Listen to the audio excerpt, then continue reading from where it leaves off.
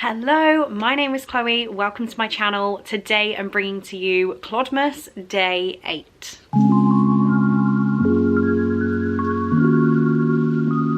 So I think we're on day 8, and that is my November book haul. So as we all know, I was in the US for 2 weeks of last month, and I have many books that I bought while I was there, as well as books I've got from you guys as gifts with all of my exam stress and leading up to my trip. And then I have a quick little charity shop trip that I did. So we're just gonna roll straight into this. I do not have space for these books. I definitely don't have space to these books, seeing that Christmas is 3 weeks away. We're gonna figure it out somehow. My physical TBR has increased to a whopping 380 books, and I know that is ridiculous. I don't think I could even name 100 of them on the spot. So I'm aware it's ridiculous. Every shelf I look at is more unread books than read books, and it's a little bit overwhelming. But what we're gonna do to add to that overwhelmingness is just haul another, wait, how many? We're gonna haul another 22 books, because that seems like a really smart thing to do. We will get started on the quick charity shop haul I did, starting with a Christmas book that I actually didn't manage to fit into my TBR. We have The Holiday Swap by Maggie Knox. I don't know too much about this one, just a Christmassy romance with twins.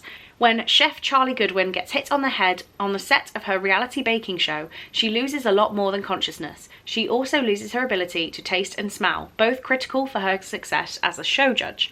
Meanwhile, Charlie's identical twin, Cass, is frantically trying to hold her own life together back in their quaint mountain hometown, while running the family's bustling bakery and dealing with her ex, who won't get the memo that they're over. With only days until Christmas, a desperate Charlie asks Cass to do something they haven't done since they were kids, switch places. It sounds really cute. It sounds like many Christmas movies. All they want for Christmas is a new life. I think it sounds really sweet. Next up, we have The Man Who Died Twice by Richard Osman. This is the second book in the Thursday Murder Club series, and I'd always said that if I found this going cheap in a charity shop, I would give it a grab. That sounds weird. I would grab it. So I should say these books I got for about £1 10p each, to be very precise. So it felt like a good deal. I don't know how much to say about this one, but the Thursday Murder Club is about a group of old people in a retirement village, and they end up working to solve crimes, kind of with the police, kind of at the police's request that they please stop.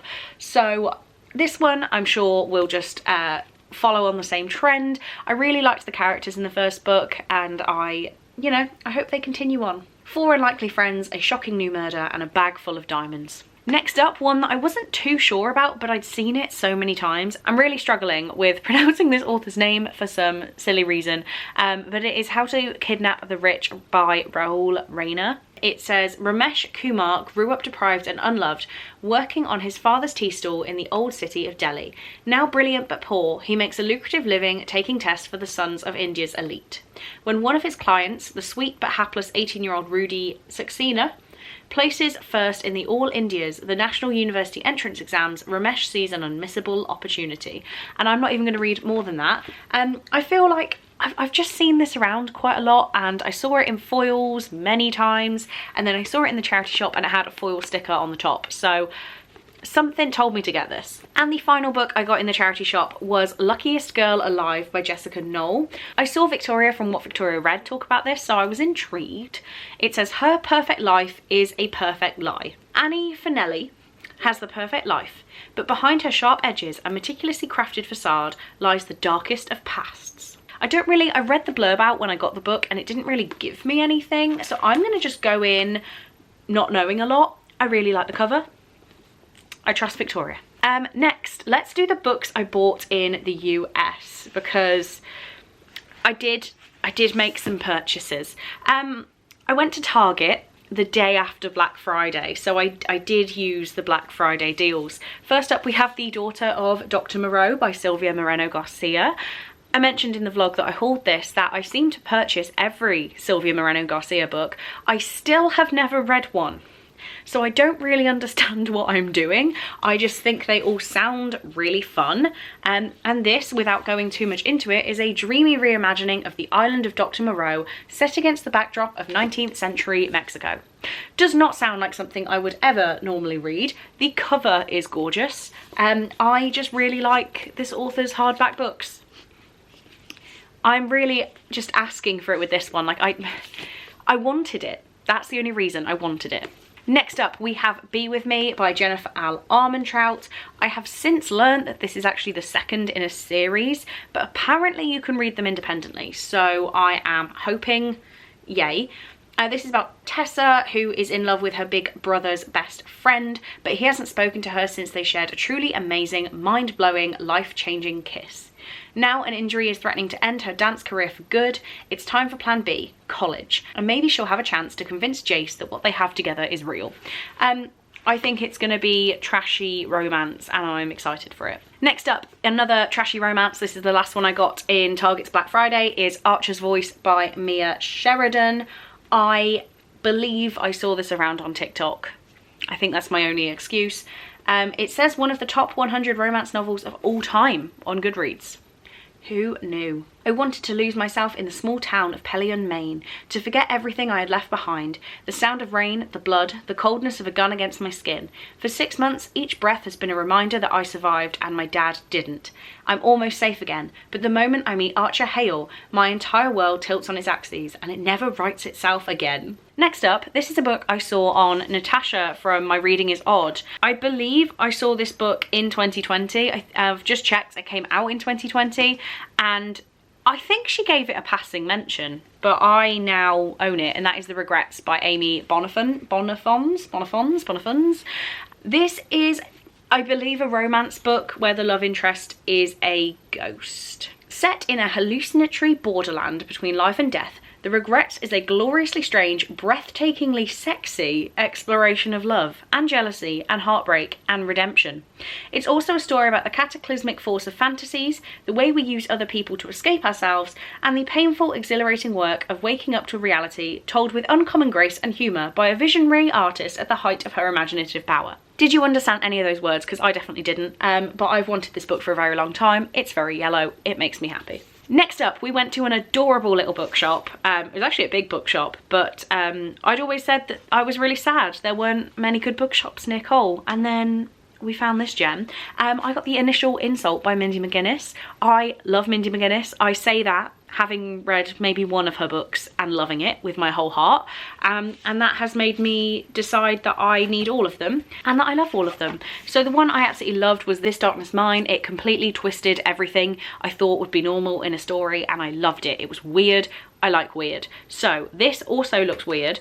Without going too much into it again, because I don't want to just keep reading out blurbs, I will read James Patterson's quote from the back, which says, "If Edgar Allan Poe came back to write the scariest high school murder story ever, it probably wouldn't be half as good as Mindy McGuinness's The Initial Insult. You must read this book." So we've got a weird murder mystery horror.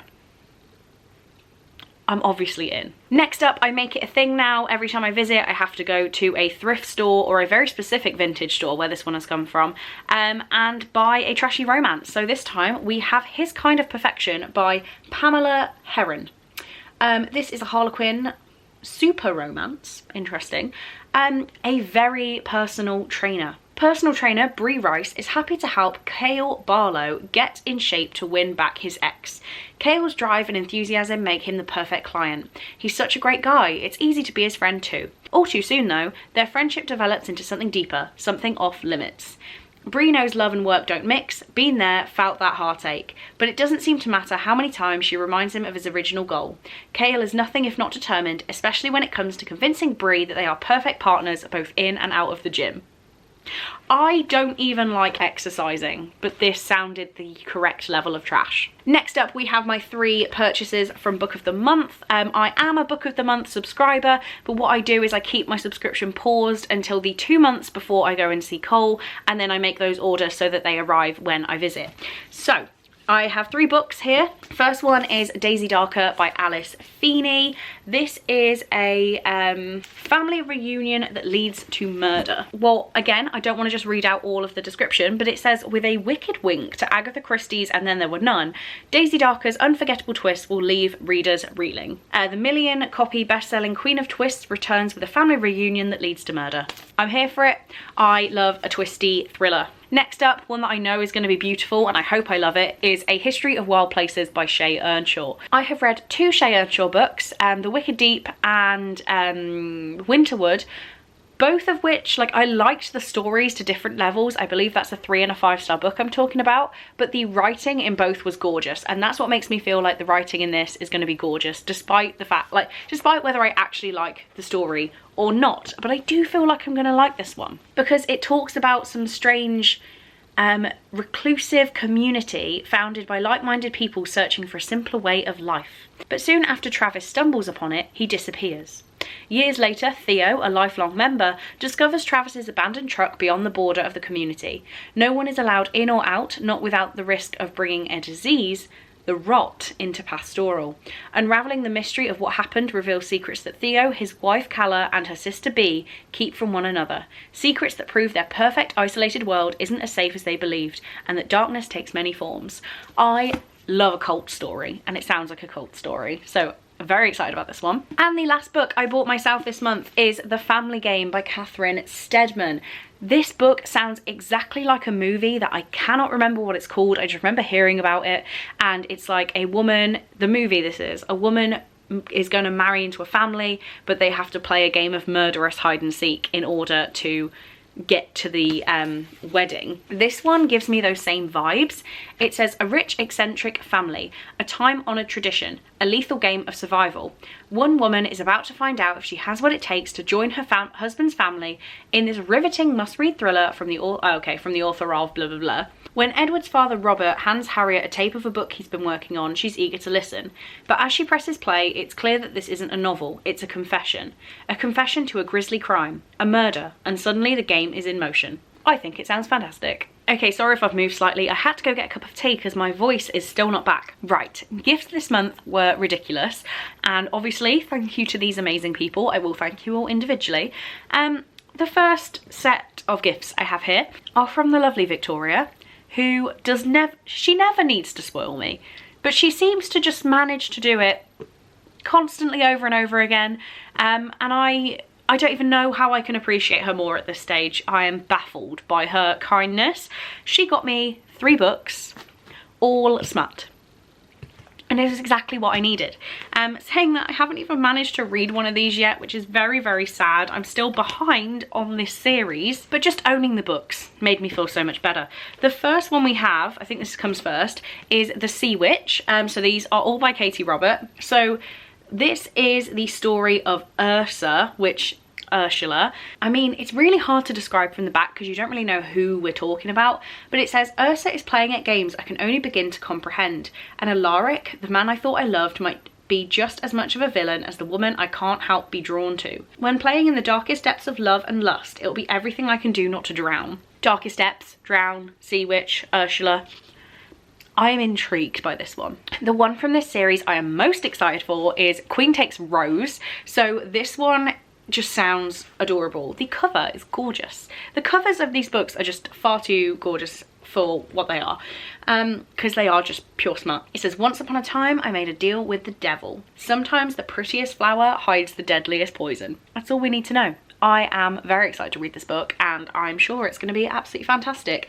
I love just flicking through it as I sit here because I see words that I'm like, But yeah, I believe this is Sleeping Beauty. That would make sense, right? Yeah, Aurora. This is really, I always get the princesses confused, but I know who I mean in my brain. And then same author, different series, we have Neon Gods, and I am so excited to own this. I always say that I never understand things with mythology. I just cannot, I can't comprehend it sometimes, and I don't understand why, but I know that lots more people just get the references. So I'm hoping if we put the references in smut, will they stick? So this is a Hades and Persephone retelling, a modern retelling of Hades and Persephone that's as sinful as it is sweet. It says he was supposed to be a myth, but from the moment I crossed the River Styx and fell under his dark spell, he was quite simply mine. Let's get some mythological smut. This is great. Next up, we have a gift from the lovely Katie. She sent me The Soulmate Equation by Christina Lauren. I was about to pick this one up myself, and Katie swooped on in there and did it for me. Bless her heart. It says Jess Davis is a numbers genius, but when it comes to love, she's had to accept there's no magic formula. Juggling a career with raising her daughter, it's not surprising that her love life is non-existent.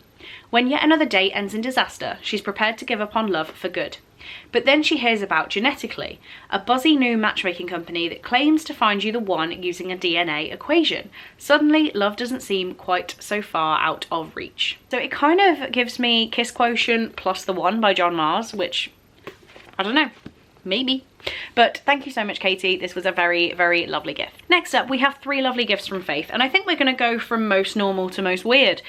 First up, we have Everyone in This Room Will Someday Be Dead by Emily Austen. When you can say a book title like that and say it's the least weird, you know I've got some fun books here. But this is about Gilda, a 20-something atheist, animal-loving lesbian, cannot stop ruminating about death. Desperate for relief from her panicky mind, she responds to a leaflet for free therapy at a local Catholic church and finds herself being greeted by Father Jeff, who assumes she's there for a job interview. Too embarrassed to correct him, which that's like me in a nutshell, Gilda is abruptly hired to replace the recently deceased receptionist Grace. I think this is going to be fantastic and very thought-provoking in a funny, disturbing way. Next up on the level of weird, we have Monsters by Emerald Ferrell, and this cover is so odd. This is actually, is it for children? I don't know.